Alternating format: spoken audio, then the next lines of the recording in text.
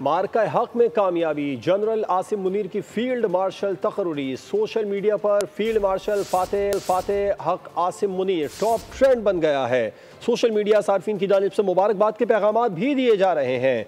अवाम की जानिब से फील्ड मार्शल सैयद आसिम मुनीर को ज़बरदस्त खिराज तहसीन पेश किया जा रहा है। अवाम ने कहा कि फील्ड मार्शल की क़यादत में अफवाज ने दुश्मन को मुंह तोड़ जवाब दिया। मार्का हक में कामयाबी, जनरल आसिम मुनीर की फील्ड मार्शल तकरूरी। सोशल मीडिया पर फील्ड मार्शल फातेह हक आसिम मुनीर टॉप ट्रेंड बन गया। सोशल मीडिया सार्फिन की जानिब से मुबारकबाद के पैगाम भी दिए जा रहे हैं।